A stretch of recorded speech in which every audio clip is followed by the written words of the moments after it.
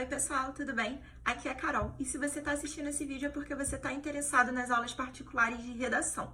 Eu estou aqui para te ajudar com redação no modelo Enem, concursos públicos ou redação no reforço escolar para diversos gêneros. Mas hoje, aqui nesse vídeo de aula experimental, a gente vai falar sobre o modelo dissertativo argumentativo, que é o modelo usado na redação do Enem. Quando a gente pensa no desenvolvimento do nosso texto, geralmente a gente busca como argumento os problemas que levaram àquela temática, né? Os problemas causadores daquele tema que está ali na nossa frente. Você antecipou quais são esses problemas lá na sua introdução. Agora você vai desenvolver.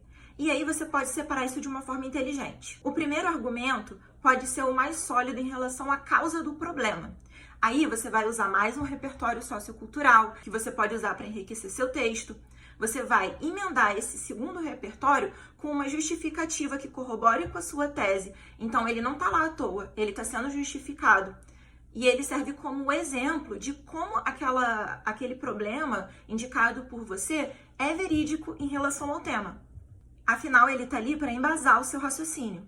E no argumento 2, você pode ter pensado em um outro problema, mas já é um problema que tem a ver com as consequências daquele primeiro que você disse. É importante a gente salientar consequências do problema que a temática está explorando na nossa sociedade, porque a gente vai fechar com chave de ouro na conclusão. A maior parte dos meus alunos particulares de redação não tem aula na escola sobre o gênero dissertativo argumentativo, ou não tem uma aula específica. Eu quero que você pense no seu ambiente escolar. Você sempre aprendeu que um texto precisa ser dividido em 3 partes: introdução, desenvolvimento e conclusão. É a mesma coisa com a redação do Enem. Ela precisa ter um início, meio e fim, que são essas 3 etapas. A diferença é que na hora de você estruturar esse texto, você vai dividir o seu desenvolvimento em 2 partes: o seu argumento 1 e o seu argumento 2. Dessa forma, o seu texto ideal para a redação do vestibular vai ter 4 parágrafos, ok? Comeu meu dedinho aqui, mas são 4 parágrafos. Então, introdução, argumento 1, argumento 2, totalizando o seu desenvolvimento e a sua conclusão. Como eu começo o meu texto? Vamos falar um pouquinho sobre a introdução. Começar a redação pode ser a parte mais difícil, porque dá aquele branco, a gente se sente inseguro. Então, uma coisa que eu percebo nas redações que geralmente tiram nota 1000 no Enem é o uso do repertório sociocultural logo no início. E aí, eu aconselho você que use um repertório histórico.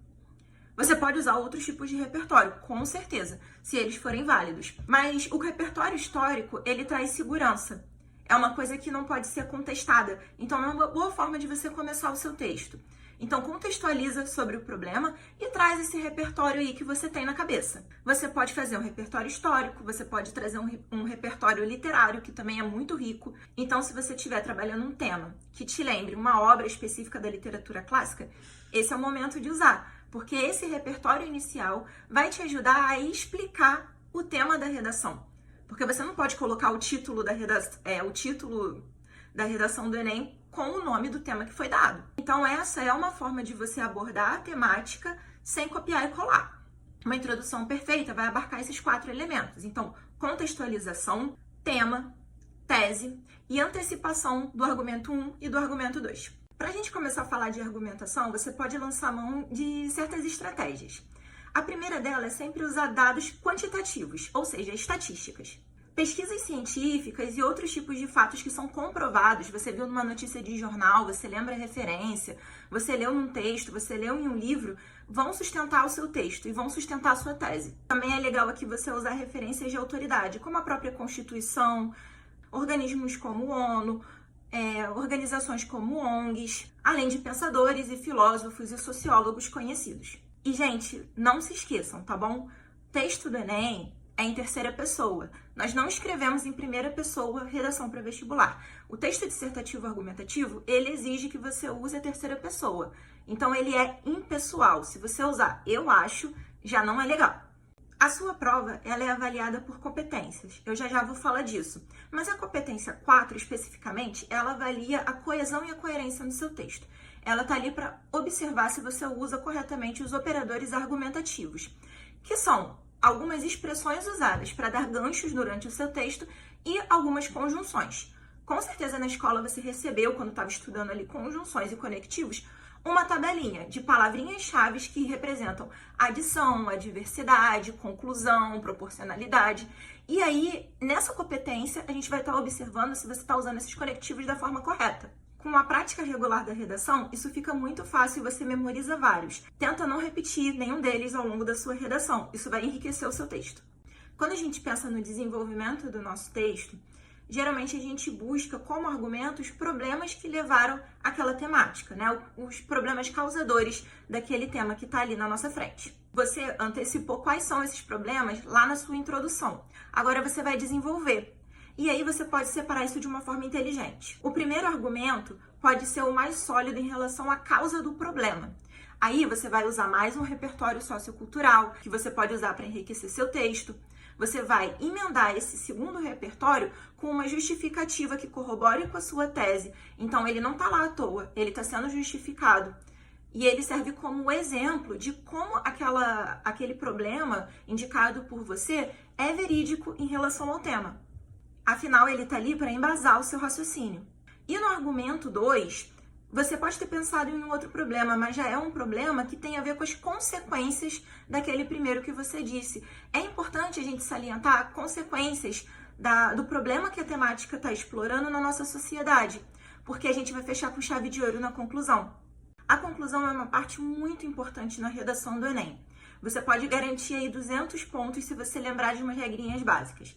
Vamos falar sobre ela. Além de retomar a sua tese, ela exige que você traga uma proposta de solução, porque a prova do Enem também está avaliando a sua capacidade como estudante de resolver problemas. Então, na conclusão, você vai retomar a sua tese, ou seja, a sua opinião, e apresentar a sua proposta de solução. Como essa proposta vai funcionar? A gente vai ver no próximo slide. Para que a sua conclusão fique perfeita, ela precisa ter 5 elementos. Quais são esses 5 elementos? O agente, ou seja, quem vai executar aquela ação. A ação em si, o que vai ser feito. O meio ou modo, ou seja, como isso vai ser feito. O efeito, ou seja, o que isso vai gerar na sociedade. E, por fim, o detalhamento. O detalhamento, ele nada mais é do que você esmiuçar um pouco o meio ou o modo, ou até mesmo o efeito que você propôs. Isso vai fazer com que o seu texto fique completo. A correção da sua redação vale 1000 pontos. E ela é dividida em 5 competências. Cada uma dessas competências vale 200 pontos. A primeira competência tem a ver com o domínio da escrita da língua formal. Então, ali você está sendo avaliado em gramática, ortografia, estrutura sintática e do uso da norma padrão da língua portuguesa. A competência 2 tem a ver com a compreensão do tema e do estilo textual. Ali a banca está verificando se você de fato entendeu o tema e se você não fugiu da proposta de texto. Por exemplo, se você escreve uma poesia no lugar de um texto dissertativo argumentativo, você leva 0. E se você tangencia o tema, você também perde ponto. Você também pode zerar a redação. Porque uma coisa muito comum, quando a pessoa não conhece muito bem o tema apresentado, é ao invés dela desenvolver a proposta, acabar usando a proposta como tópico inicial e falando de outras coisas. Isso é tangenciamento. Então, a competência 2 está avaliando isso. A competência 3 está avaliando a seleção e a organização dos seus argumentos no texto. A banca está avaliando a sua habilidade em defender o seu ponto de vista. Os avaliadores vão estar olhando se o seu projeto de texto está claro, está lógico e se ele foi construído de uma forma coerente. A competência 4, ela está olhando os mecanismos de coesão. São conjunções e conectivos. Então, basicamente, ela está olhando ali a conexão entre parágrafos e intraparágrafos desses conectores para verificar se você está usando de forma correta. Por exemplo, lembra da tabelinha que eu falei? Imagina se você usa um conectivo de adição no lugar inicial da conclusão, onde você deveria usar um conectivo conclusivo.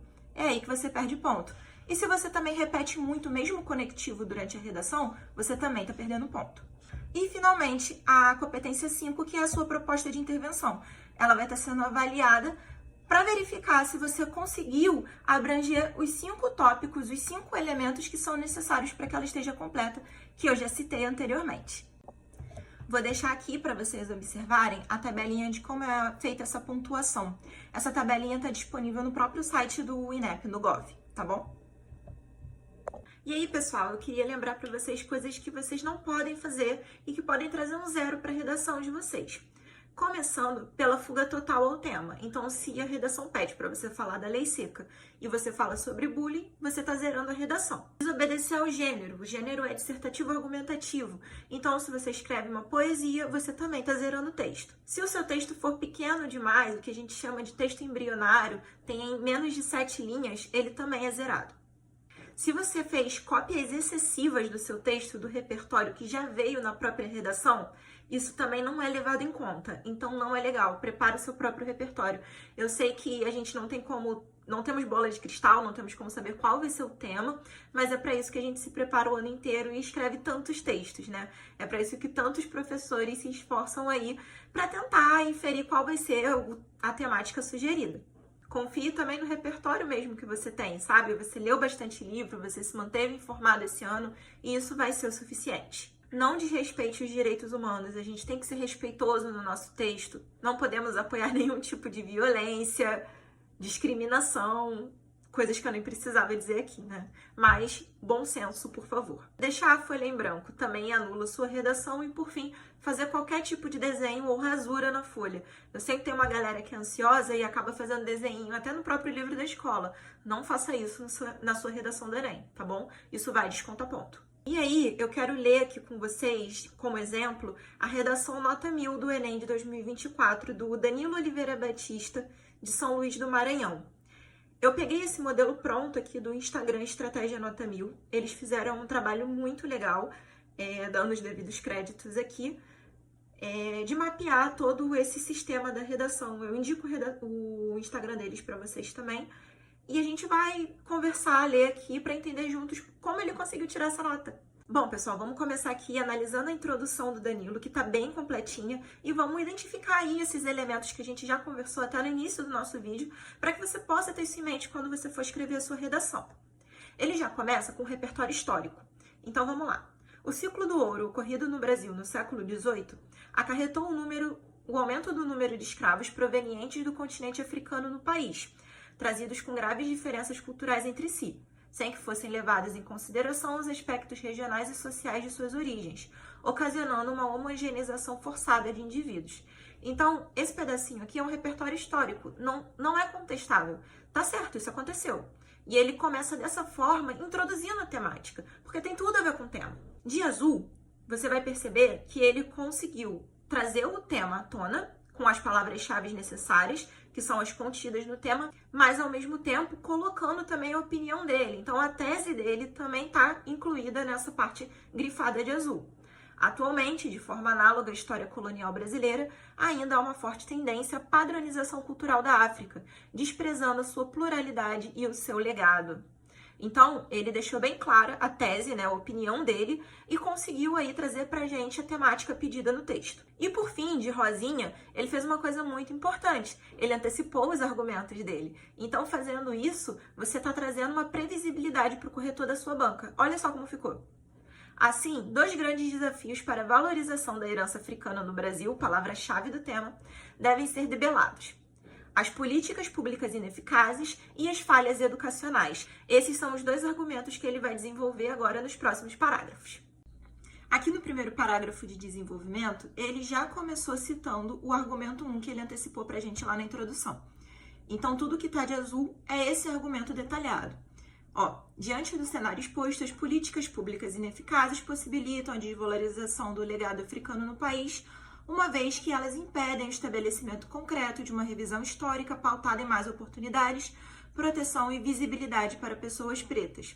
Então, ele explicou por que as políticas públicas ineficazes são um problema. Agora, de verde, ele vai entrar aí com o segundo repertório sociocultural. Ele vai usar um sociólogo. Consoante o sociólogo Émile Durkheim, uma sociedade sem regras claras, sem valores e sem limites encontra-se em estado de anomia social.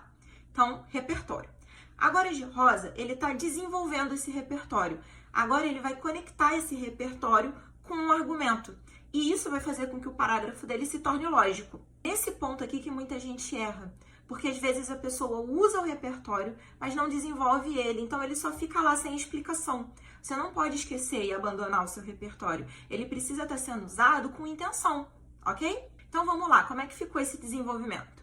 Nesse sentido sociológico, esse estado anômico pode ser observado na ordinária realidade brasileira, na medida em que as políticas públicas ineficientes permitem o desprezo e o desrespeito com as religiões de matriz africana, a desassistência em áreas quilombolas e a ausência da representatividade em propagandas, por exemplo. E aí ele vai encerrar esse argumento. Isso aqui, gente, foi sensacional o que ele fez. Muitos alunos esquecem essa fase. Não é porque é um parágrafo de desenvolvimento que você não vai pensar no encerramento desse parágrafo. Ele também precisa ser concluído. Então, tem uma mini conclusão em cada um desses parágrafos. Olha só como ficou dele. Com base nisso, uma mudança urgente para a gramática precisa ser realizada, visando a transformação dessa conjuntura de modo a não só valorizar a herança africana no país, como também protegê-la. Ele trouxe o problema, ele baseou o problema dele na tese de um sociólogo com repertório, ele amarrou essa tese com essa referência à opinião dele e ele concluiu a ideia. E no segundo parágrafo do desenvolvimento, ele continua.